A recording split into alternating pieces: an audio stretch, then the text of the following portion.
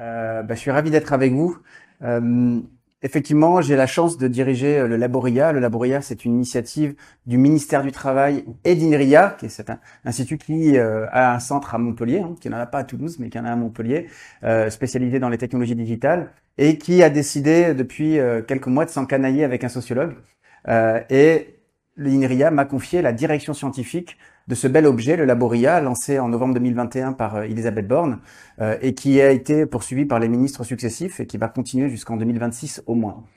Quand on a été lancé par Elisabeth Borne, le mandat que l'on avait, c'était aidez-nous à préparer le futur du travail. On parlait de future of work.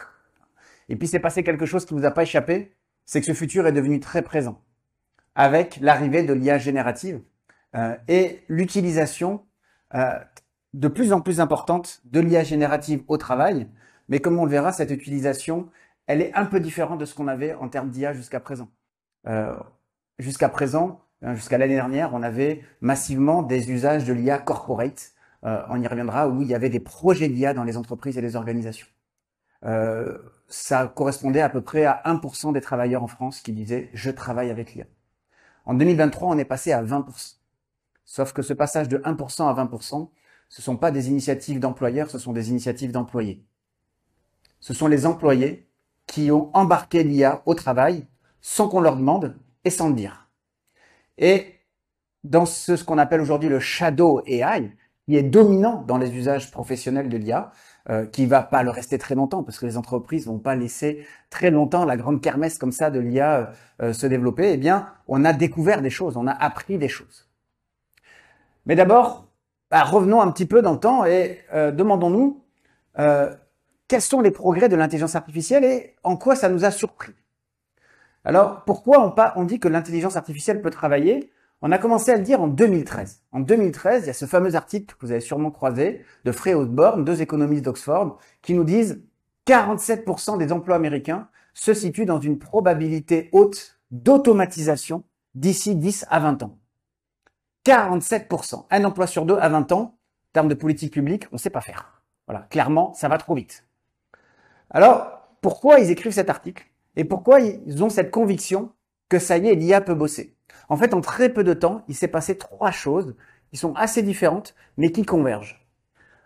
D'abord, en 2010, on a appris qu'une voiture autonome, la Google Car, avait parcouru plusieurs dizaines de milliers de kilomètres sans accident. Ensuite, en 2011, on a une machine, Watson, qui remporte un jeu télévisé, Jeopardy, devant 2 ou 3 des plus grands champions de l'histoire des jeux. Vous savez, ces champions qui ont besoin de 3 mots pour trouver la réponse. Alors vous savez, Jeopardy, c'est l'inverse. On vous donne les réponses, il faut trouver les questions. Mais il suffit de pas grand-chose pour activer chez ces super joueurs la réponse attendue. Et Jeopardy les a terrassés. Donc là, on est en 2011. Et 2012, le concours ImageNet. Concours ImageNet, qu'est-ce que c'est? C'est un concours de reconnaissance d'images réalisé par des machines. Jusque-là, on avait une approche dite en machine learning qui obtenait une performance moyenne de 85%. Et là, on a deux étudiants de Geoffrey Hinton, un des 3 grands fondateurs de l'IA dite moderne, qui arrivent avec quelque chose qu'on n'avait jamais vu, qu'on connaissait, mais qui était quasiment externalisé, qui était quasiment exclu de toute la conversation sur l'IA. Le deep learning.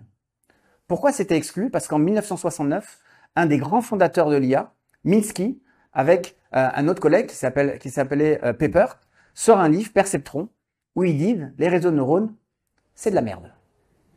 Scientifiquement. Voilà, scientifiquement, ça tient pas la route. Et en plus, non seulement en l'état, ça tient pas la route, mais même si on rajoutait des couches, pour ceux qui connaissent un peu les termes des réseaux de neurones, si on rajoutait des couches, ça tiendrait pas la route non plus. Fin de la discussion, on arrête l'approche en réseau de neurones profond.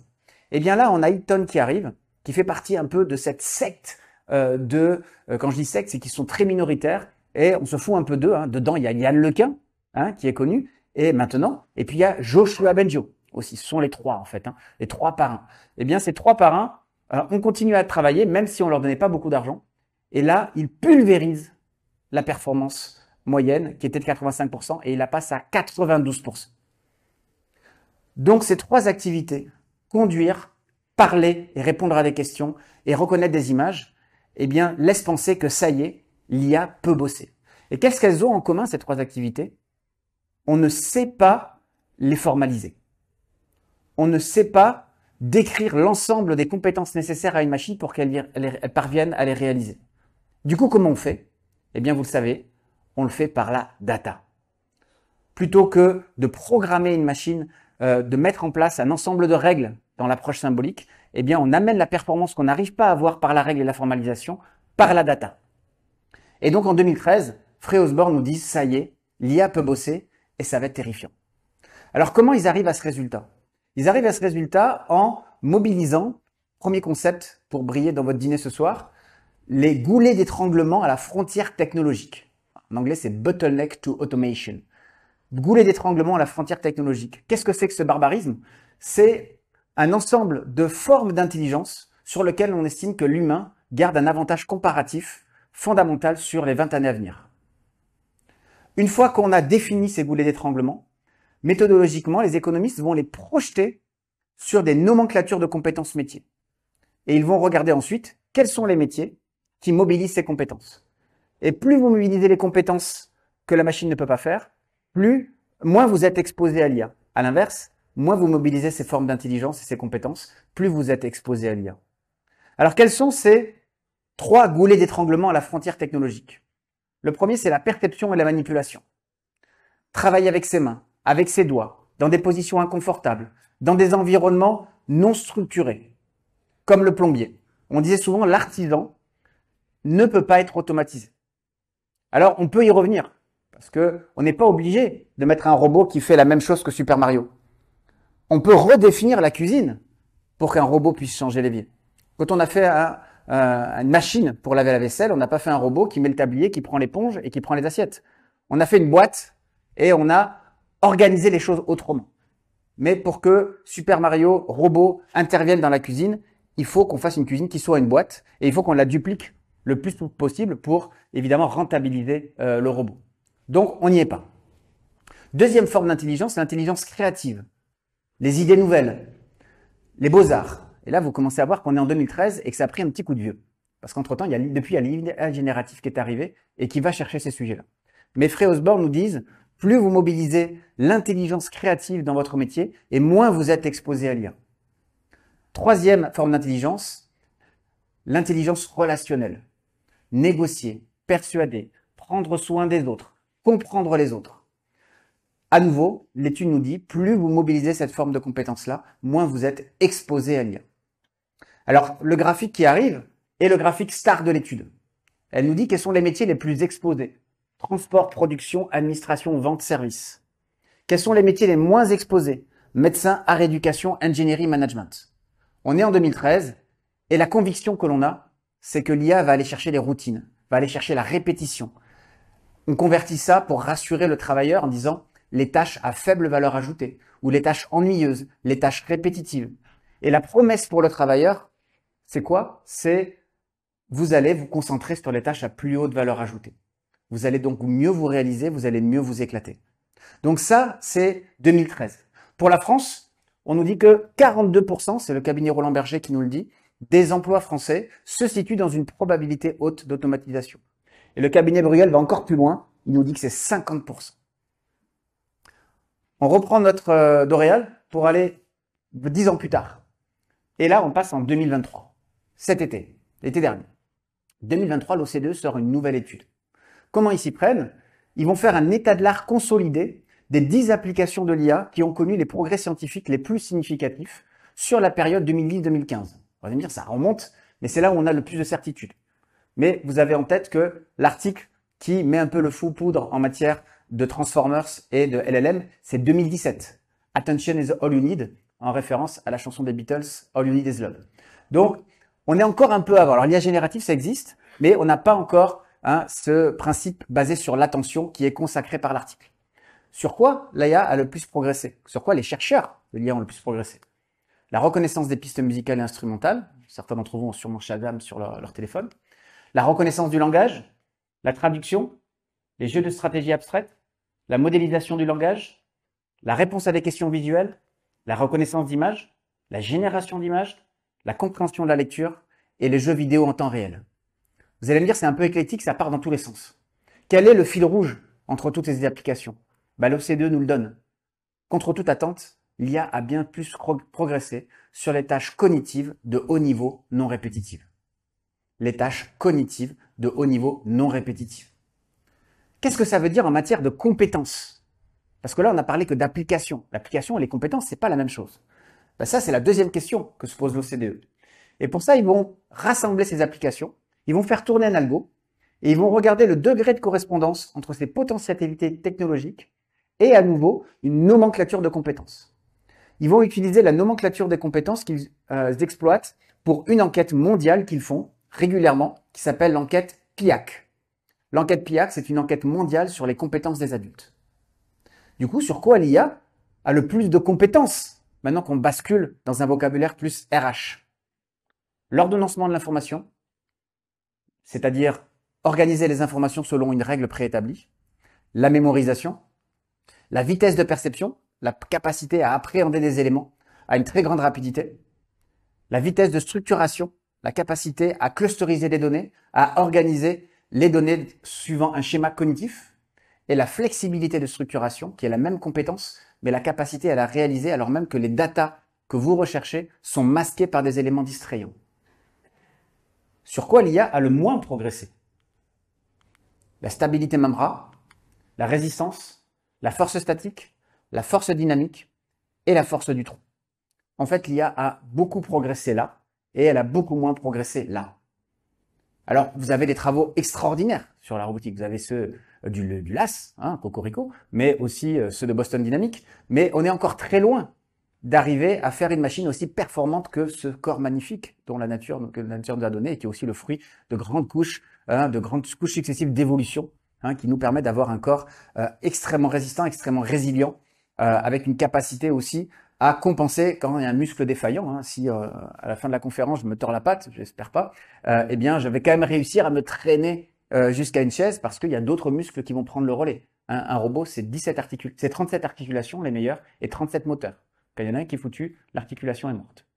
Donc on est très loin encore d'arriver au résultat du corps que l'évolution nous a offert. Alors la question c'est qui mobilise ces compétences? Eh bien là, l'OCDE nous fait un bilan terrifiant pour vous et pour moi. Les managers, les directeurs généraux et les ingénieurs sont les métiers les plus exposés à l'IA. Et voilà comment la commande que me font les collègues des entreprises a changé. Avant, on me disait « aidez-nous à accompagner nos collaborateurs ». Maintenant, c'est « aidez-nous ». Voilà. Aidez-nous. Quand vous avez des gens des COMEX qui se mettent dans le « nous », c'est bon signe. Ils ne sont pas au-dessus de la mêlée, ils ne sont pas en train de regarder leurs travailleurs s'agiter, etc. Non, non, ils font partie du jeu maintenant. Ils font partie de ceux qui sont les plus exposés à l'intelligence artificielle. Donc voilà ces progrès inattendus.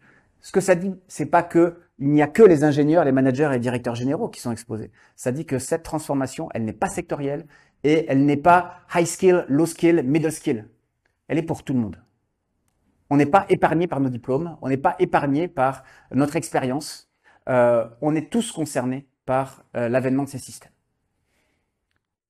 Alors l'accélération, comme je vous l'ai dit, c'est 2022 et puis surtout 2023. Comme je vous l'ai dit, on passe du moins de 1% à quasiment 20% des travailleurs. On ne sait pas vraiment s'ils l'ont fait beaucoup, on ne sait pas vraiment s'ils sont très satisfaits, mais on sait que énormément de travailleurs ont essayé l'IA dans leur activité. Et on sait aussi que ce test grandeur nature, ce passage à l'échelle, parce que quand vous passez de 1 à 20%, vous passez de la niche, non pas à la masse, mais au point de bascule. Au point de bascule. Donc vous avez une accélération du sujet, une accélération de la communauté, et des entreprises qui courent derrière leurs salariés, maintenant qui se disent, il faut pas qu'on prenne trop de retard, parce que sinon les salariés vont aller très vite dans ces pratiques, ils vont aussi faire des bêtises, et nous, on n'est pas prêts. La première chose qu'ils font, et aujourd'hui, toutes les entreprises où j'interviens annoncent ça à leurs collaborateurs, ils sécurisent. Ils font ce qu'on appelle un GPT secured. Et puis après, il n'y a pas trop d'après, parce qu'ils savent pas encore vraiment à quoi ces systèmes un peu généralistes servent. Alors ils font des RAG, À nouveau, ça a été dit dans les mots-clés, hein, des systèmes de récupération de fichiers augmentés. Ça marche assez bien. J'en teste un moi-même que j'ai appelé mes interviews. Lorsqu'il y a des demandes d'interview qui arrivent un peu à la dernière minute, j'essaie de voir s'il n'y a pas un bot qui arrive à faire. Bon, je suis encore j'ai un peu d'éthique, donc je me dis je peux pas le faire parce que normalement il faudrait le dire dans les médias que c'est un robot qui a répondu. Et puis je suis pas toujours d'accord avec lui. Mais ça, c'est des tendances que l'on voit. Alors, vous le savez, l'IA générative, ça a été une accélération incroyable. Ça a été une accélération incroyable. En 2 mois, 100 millions d'utilisateurs, record de TikTok pulvérisé. Record de TikTok pulvérisé. Donc, on a un phénomène qui défie tout. Moi, je peux pas dire, pourtant, depuis 10 ans, 24 heures sur 24, c'est mon travail dessus le sujet de l'IA. Eh bien, je ne m'y attendais pas. Voilà. Je ne m'y attendais pas, je ne l'avais pas prévu. Alors après, maintenant, en bon sociologue, j'explique pourquoi c'est arrivé et que c'était bien prévisible. Mais faut être honnête, faut être humble, je m'y attendais pas. On disait beaucoup que les gens avaient peur de l'IA et que c'était ça qui bloquait l'utilisation. Alors la bonne nouvelle, c'est que ils utilisent. La mauvaise, c'est que ça a plutôt augmenté la peur. Voilà. Il n'y a pas dans cet usage non acculturé de la technologie une baisse de la peur avec l'usage. Il y a plutôt une augmentation de la peur et les statistiques le prouvent. Ce qui est intéressant, c'est pourquoi ils l'ont utilisé. Plusieurs études montrent à quel point les usages ont été créatifs. Les usages, d'ailleurs, ont été tellement créatifs qu'ils sont plutôt allés vers la créativité. Pendant 10 ans, on nous disait l'IA, c'est des gains de productivité. On les attend. On les attend et c'est dur de gagner en productivité. On est déjà assez efficient et dans les faits, la productivité, c'est pas du tout quelque chose de facile à avoir par l'IA à base de données parce que on arrive à avoir des choses incroyables, mais de temps en temps, on a une énorme déception. Et là, on rame pour rattraper la performance. Donc, on arrive à une performance exceptionnelle, mais qu'on a du mal à généraliser et à certifier, à garantir. C'est d'ailleurs le grand sujet du 3IA de Toulouse, d'Anity, c'est la certifiabilité. Comment on certifie un niveau de performance? C'est très difficile de le faire en 100% data. C'est pour ça que Anity le propose en mode hybride. Une partie en symbolique et une partie en data. Donc, la productivité était une valeur recherchée. Mais on se rend compte qu'ils sont allés vers la créativité, l'innovation et l'inspiration. Et je vous dirais que non seulement ça, c'est une tendance nouvelle, mais en plus, c'est beaucoup plus convaincant pour susciter l'adoption. Le productivisme et la productivité, c'est une vision de dirigeant. Mais du côté du travailleur, c'est pas forcément ça qui va nourrir son envie de se lever le matin, d'être le plus productif et d'avoir de la productivité. Ce qui nourrit le travailleur, toutes les études montrent que la qualité du travail est le carburant du bien-être au travail. La qualité de ce que l'on fait qu'on se sent bien au travail. Lorsqu'on fait un travail dégradé, ça devient au bout d'un moment dégradant. D'ailleurs, il y a un nouveau terme qui est apparu, c'est celui de la souffrance esthétique. La souffrance esthétique, c'est lorsque on se sent privé de la possibilité de faire du beau travail. Donc, ils l'ont utilisé pour s'inspirer, ils l'ont utilisé pour innover, ils l'ont utilisé pour créer. Si on regarde cette première étude de mai 2023, on était à ce chiffre qui manifeste bien le shadow AI. 68% des Français qui utilisent les IA génératives dans l'entreprise ne le disent pas à leur supérieur hiérarchique. 68%. Pourquoi? Ils ne sont pas sûrs de la réaction. J'ai fait du boulot et mon manager a dit « Waouh, c'est super et tu m'as fait ça en 1 heure. » Oui, mais j'ai utilisé ChatGPT. Hein? Feignant. Feignant. Ah d'accord, mais je te paye pas je te paye toi ou ChatGPT? En fait, je peux te remplacer. Tant que je ne connais pas ce que va penser mon manager, je dis rien. Si j'ai gagné 1 heure avec ChatGPT, 7 heures, je me la garde. Je me la garde. Soit pour réorganiser ma journée de travail, soit pour me barrer plus tôt. Voilà. Mais ça, c'est vieux comme le monde. L'opérateur sur la chaîne de Ford, quand il avait trouvé une bonne astuce pour respirer 20 minutes, il n'allait pas voir son manager pour dire « Ouh, je m'embête ». On peut un peu intensifier parce que là, c'est longué la journée. Non, non, gardez ça. Et donc, cette productivité, ils préfèrent la garder. Donc, la question du mérite et la question du bénéfice, à qui profite ce gain de productivité, tant que c'est pas tranché, eh bien, je dis rien. Un gap générationnel. Sur ces utilisateurs, on est majoritairement sur des 18-24 ans. Et en minorité sur les 35 ans et plus. Maintenant, même étude, avril 2024. 60% d'utilisateurs en plus. 44% disent qu'ils utilisent les résultats d'IA générative sans les changer. 35% disent qu'ils auraient du mal à se passer des IA génératives. Ça y est, on a 35% d'accros. Je suis sûr qu'il y en a quelques-uns parmi vous. J'en fais partie. 79% se sentent inquiets vis-à-vis des IA génératives. Je vous montre le précédent. On était à 68% l'année dernière. Les usagers ont augmenté et on est passé à 79%. Donc ça va pas pouvoir durer. On peut pas être inquiet des outils. On peut pas être dans le wow et dans le woo. À un moment, il va falloir s'équilibrer. Et ça, il va falloir travailler là-dessus. 70% des 18-24 ans contre 22% seulement des 35 ans et plus. Le gap générationnel, il a augmenté. Maintenant, chez les étudiants, alors c'était plutôt des étudiants des grandes écoles, hein, donc il y a un biais de sélection. 90% des étudiants ont une utilisation régulière des IA génératives. 65% des étudiants estiment que la présence des IA génératives fait partie des principaux critères du choix de leur future entreprise. Il va falloir y aller si vous voulez capter les talents et les jeunes. Maintenant, parlons un peu plus performance, avant de parler de parcours de maturité. Il y a eu plusieurs études. Celle-ci me paraît la plus intéressante par rapport à vous. C'est une étude qui a été publiée, en tout cas le draft, le premier draft, le preprint, on appelle ça. Hein. C'est-à-dire que ça n'a pas encore été validé par les pairs, mais c'est déjà sorti. C'est une étude d'Harvard, MIT et Boston Consulting Group, septembre 2023, qui a réparti un groupe de 750 consultants en 3 équipes. Une équipe qui a ChatGPT 4, une équipe qui a ChatGPT 4 qui a été formée au prompt, et une équipe qui n'a rien, les pauvres. Il faut qu'ils bossent à l'ancienne, à la mano. Le protocole les faisait bosser sur 17 tâches réalistes. Donc on n'est pas sur du travail réel, c'est expérimental. Des tâches réalistes, c'est-à-dire des tâches qui sont conformes à un ensemble de tâches qu'ils pourraient réaliser dans la vraie vie. Premier enseignement intéressant, ce qu'ils ont appelé la frontière technologique irrégulière. C'est là où dans les transferts de slides, il y a toujours un petit gap avec le cadre. Frontière technologique irrégulière, sur les 17 tâches, l'IA s'est avérée parfois extrêmement performante et d'autres nulles.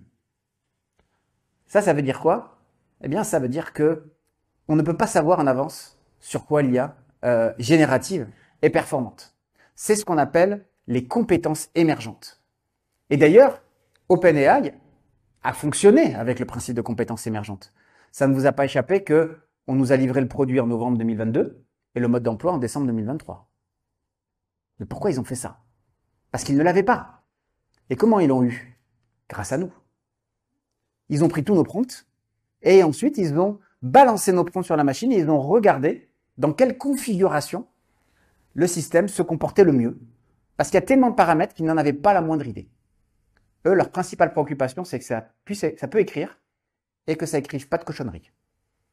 Donc, on ne veut pas que ce soit sexiste, on ne veut pas que ce soit fasciste, on ne veut pas que ce soit homophobe, on ne veut pas que ce soit platiste, on ne veut pas que ce soit climato-sceptique.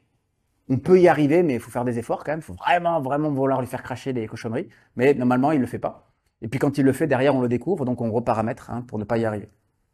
Mais sinon, la performance au travail, ils n'y avaient pas du tout pensé. Enfin, ils espéraient, mais... Et donc c'est là qu'on a découvert, en décembre 2023, que c'était mieux quand on adoptait un persona. À la manière d'un vice-président de la région Occitanie, fais-moi l'analyse ou écris-moi un discours pour cultive ta data. Voilà. Et là, ça marche un peu mieux. C'est un exemple purement rhétorique. L'IA peut faire des discours pour les politiques, mais ne peut pas jouer du violon à la place de la fille des hommes politiques. Donc, on est sur des compétences émergentes, le persona, le contexte, le format. Vous savez, c'est le fameux RTF, rôle, tâche, format. Quand vous voulez prompter, prenez un rôle, décrivez bien la tâche et demandez bien le format que vous voulez. Donc ça, c'est mieux de lui demander par exemple un SWOT qu'une analyse. Parce qu'un SWOT, ça c'est un format. Donc, on l'a découvert à l'usage. Dans la frontière de l'IA, c'est très fort. À l'extérieur de la frontière, c'est très nul. Donc ça, c'est pareil, il faut le découvrir. Et ensuite, l'étude met en avant des profils d'utilisateurs. Vous avez ceux qui passent leur temps à converser avec le système, à interagir. Des flux permanents. On appelle ça des cyborgs. Et puis, vous avez ceux qui ont divisé le travail. Ils donnent ça à la machine et derrière, eux, ils se gardent des tâches. Par exemple, il n'y a pas très longtemps, on m'a demandé d'écrire le programme de la formation que je voulais donner.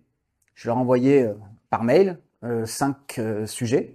Ils m'ont dit c'est parfait, mais pourriez-vous le mettre en format Calliope? J'ai que ça à faire.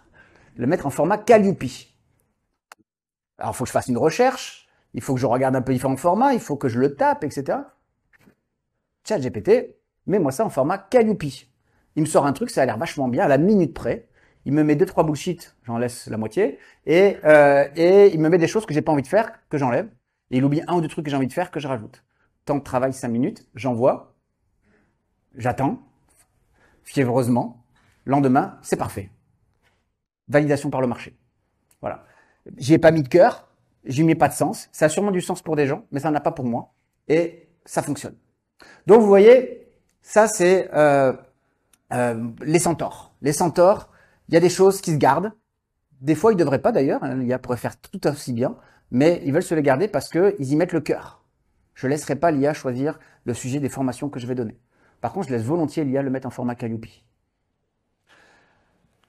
Dernière chose, les consultants moyens profitent davantage de la performance que les surperformeurs. Et ça, c'est un sujet récurrent. Est-ce que l'IA fait des moyens et des novices des experts? La réponse est non, mais par contre, elle accélère le niveau de performance obtenu. Elle les rapproche plus vite de l'expert. Alors, je ne vais pas trop parler de monter en compétence parce que je ne suis pas sûr qu'ils montent vraiment en compétence, mais pour le coup, ils se rapprochent de ce qu'amène l'expert et la question est de savoir quelle est la valeur de l'expert. Comment l'expert va réussir à se monétiser? Et puis aussi pour les novices, à quel moment on va reconnaître leur expertise si très vite ils tutoient l'expertise. Je terminerai avec la question de l'introduction de l'IA dans vos organisations. Alors pour cela, j'ai mes collègues du Partenariat mondial pour l'intelligence artificielle qui ont proposé une nomenclature qui va faire l'objet d'ailleurs d'une expérimentation nationale qui n'est pas encore lancée, mais vous avez un peu la primeur d'une des dimensions. Ils distinguent sur chacune des dimensions les organisations apprenantes, les organisations informées, les organisations prêtes et les organisations compétentes. Regardons sur les enjeux purement organisationnels. Il y a aussi des enjeux infrastructures, des enjeux éthiques, des enjeux data, etc. Mais regardons la partie organisationnelle qui est mon expertise. Qu'est-ce qu'une organisation ignorante? Aucune initiative en matière de direction annoncée et pas de moyens du côté de la direction. Connaissance de l'IA, moins de 25% des employés sont formés. Talent en IA, aucun, nada. Acceptabilité de l'IA par les employés, ils ont peur d'être remplacés. Culture de l'expérimentation, aucune. On déteste l'échec. Pour nous, une machine, c'est plug and play. S'il n'y a pas de play, out. On veut la maturité idéale. Donc ça, c'est les organisations ignorantes. Sur le 25% des employés formés à l'IA, il y en a 99% des entreprises, à part les IA natives, personne n'y est. Voilà. Des fois, j'interviens dans des boîtes qui vendent des systèmes d'IA et ils me demandent de former leurs collaborateurs. Ça fait 10 ans qu'il y a des collaborateurs qui bossent dans les systèmes d'IA, ils savent pas ce que c'est l'IA. Et c'est 90% de la boîte. Donc, on est loin du compte.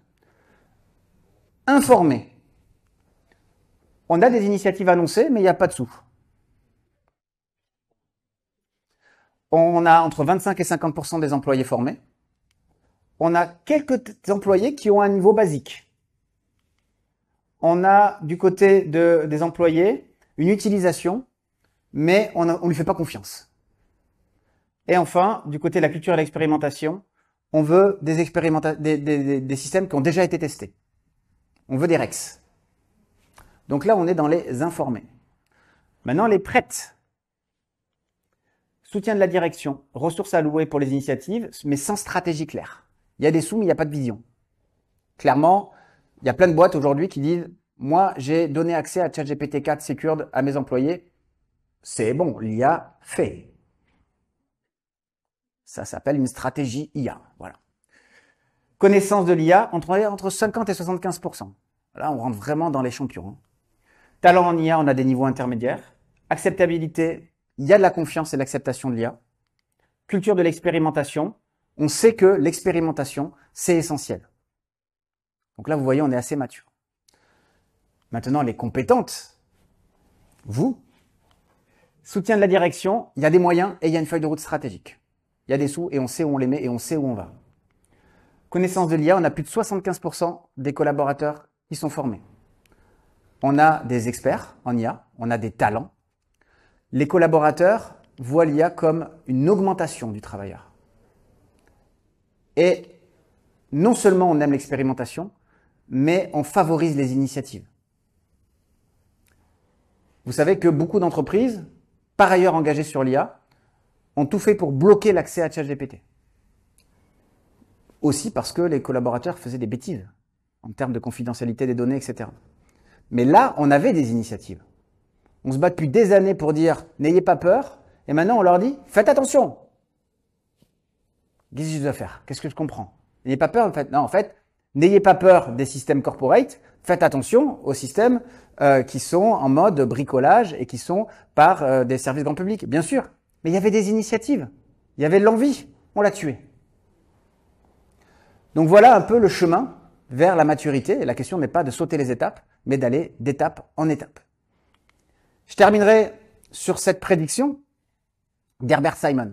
Herbert Simon, c'est un des 10 tauliers du Dartmouth Summer Programme de 1956. Il est à la fois prix Nobel d'économie et prix Alan Turing d'intelligence artificielle. Donc il est vraiment à la ligne de crête de nos deux préoccupations. Il est très fort en IA et il est très fort sur la partie orga. Et lui, il avait reçu le prix Nobel en économie pour ce qu'on appelle la théorie de la rationalité limitée. Qu'est-ce que c'est la théorie de la rationalité limitée? Simon nous dit, la plupart du temps dans les organisations, nous trouvons des solutions satisfaisantes à des problèmes qui n'ont pas de solution optimale. Nous trouvons des solutions satisfaisantes à des problèmes qui n'ont pas de solution optimale. Pour des problèmes qui ont des solutions optimales, on a des ordinateurs et des calculatrices. On n'a pas besoin d'intelligence artificielle. On a des algorithmes qui font la recette pour résoudre le problème de façon optimale. Mais ça, c'est très très rare. Et lui, ce qui l'intéressait, c'était que l'IA soit capable de traiter ce type de problème. Et il avait dit en 1958, dans 20 ans, les machines seront capables de faire tout ce que les humains peuvent faire. Ça ne vous a pas échappé, ce n'est pas arrivé. Donc, restons quand même lucides, restons sereins. Il y a une transformation très forte. La course, l'argumentaire de la compétitivité à tout prix et de la course peut nous amener à faire des erreurs. Une stratégie, ça prend du temps, ça se construit et ça se fait pas sans les employés si vous les avez pas formés. Merci d'avoir réfléchi avec nous.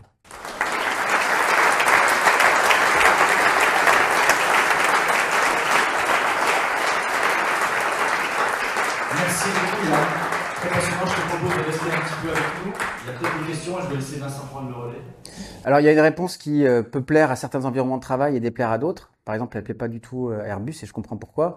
C'est de mettre en place des groupes d'utilisateurs. C'est ce qui est fait, par exemple, à Vinci, c'est ce qui est fait à la Française des Jeux, c'est ce qui est fait à EDF, c'est ce qui est fait à SNCF, pour une population plutôt cadre.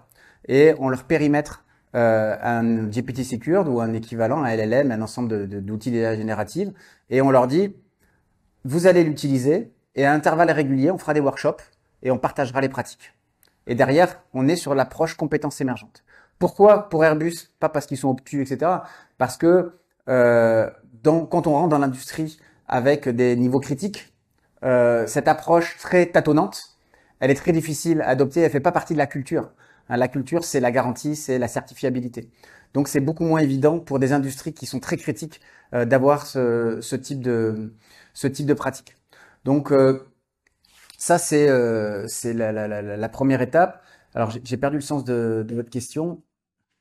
C'était effectivement de pouvoir matérialiser ces frontières. Ouais, voilà. Et donc, ça va être l'approche de la compétence émergente. On observe ensemble à la granularité du métier, où est-ce que ça peut nous apporter des choses et où est-ce que ça nous apporte moins. Et puis après, on construit, je dirais, ce guide interne, ce guide métier en matière de bonnes pratiques.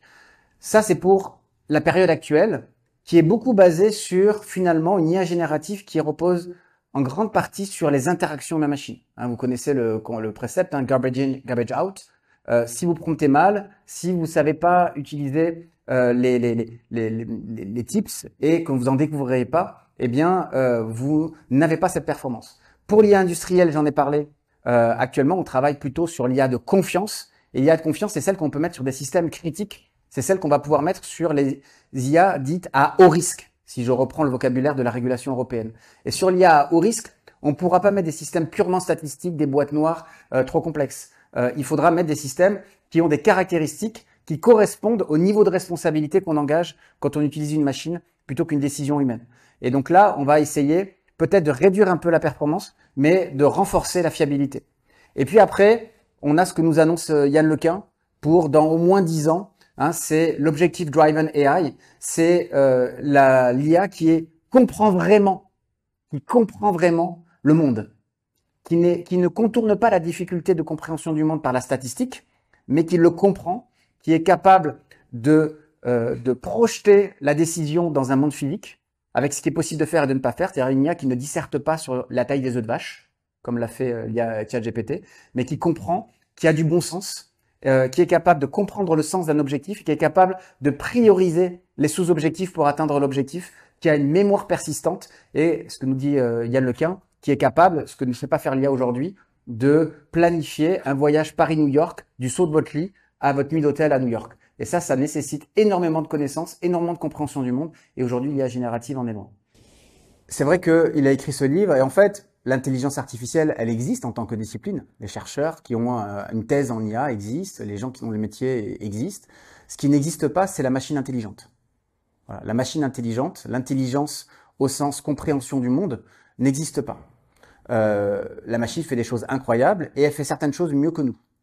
Globalement, nous, on est très bons pour gérer des situations où on a peu d'informations.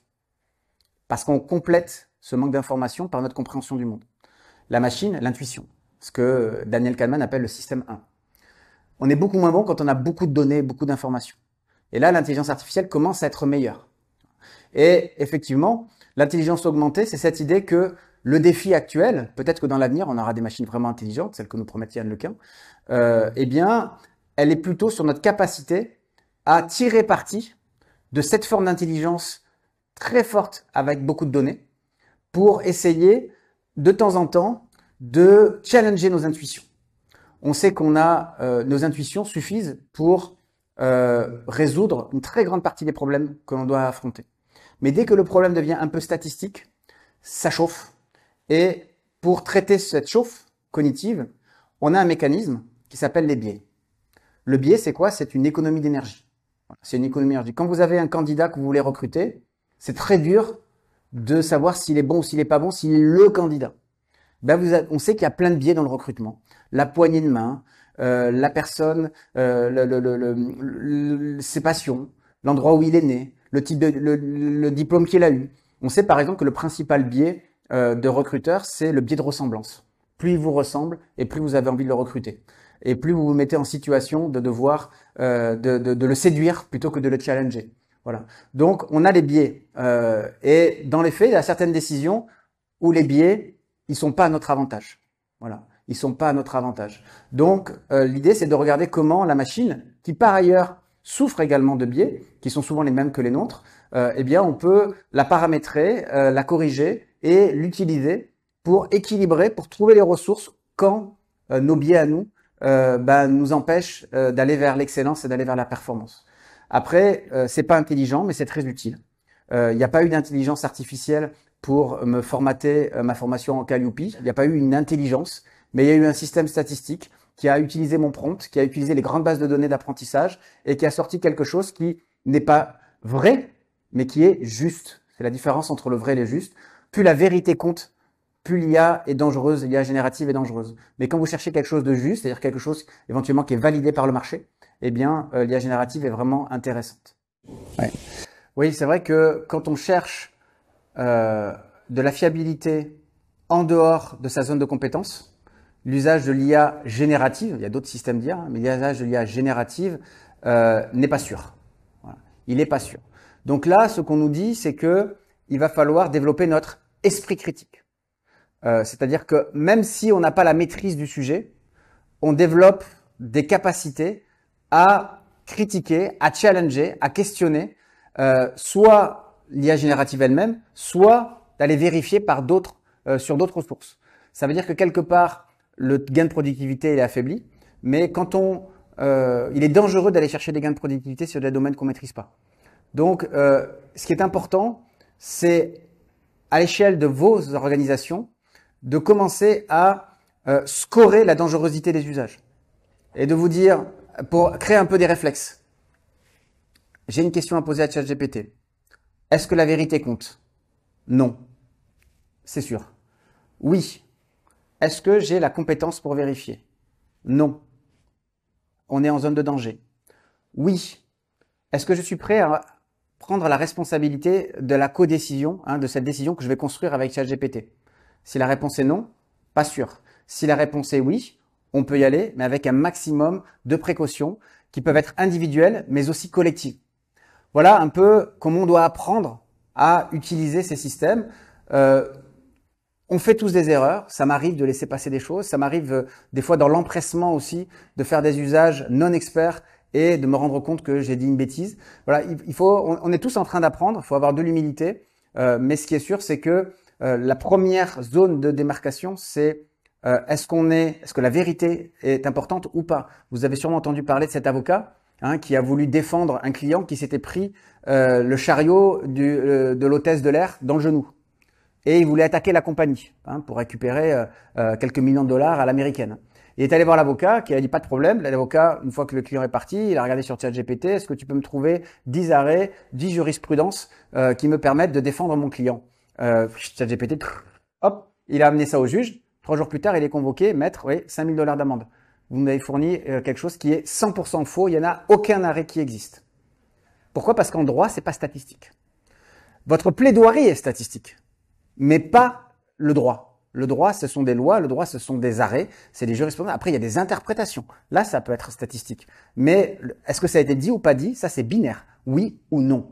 Et quand c'est binaire, oui ou non, ce n'est pas statistique. Donc, l'IA générative est problématique sur ce type d'usage. Mais par contre, faire un SWOT, explorer une idée nouvelle, etc., ça, c'est beaucoup plus statistique. Là, vous pouvez l'utiliser avec un petit peu plus d'assurance. Mais ce qui est intéressant, c'est de développer cet esprit critique. Et malgré tout, je terminerai. Parfois, récemment, il y a un DRH d'un grand groupe qui m'a dit, oui, le sens critique, l'esprit critique, c'est le soft skill de l'avenir. Voilà, c'est le soft skill de l'avenir. Et parce qu'il faudra être critique face à la machine. Et je lui dis, ça, c'est vrai. Ouais, vous avez raison.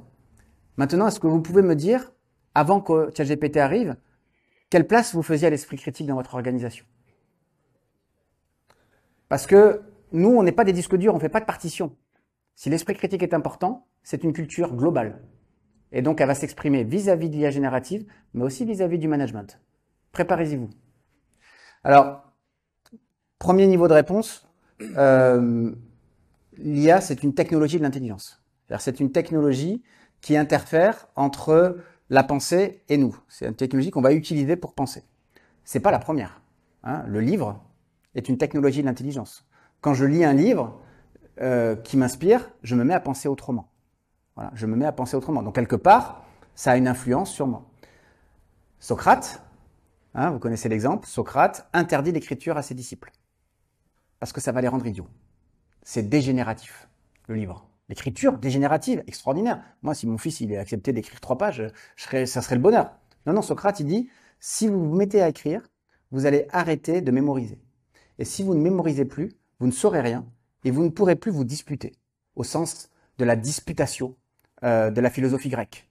L'échange contradictoire qui permet de s'élever. Vous savez que chez les philosophes grecs, la pensée, elle est à l'extérieur de l'humain.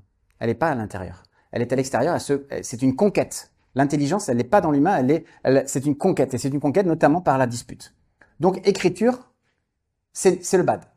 Après, on a aussi l'expérience de l'imprimerie. C'est le début de la post-vérité. Pourquoi? Parce que le prêtre n'a plus autorité sur le livre. Le livre peut venir directement au lecteur.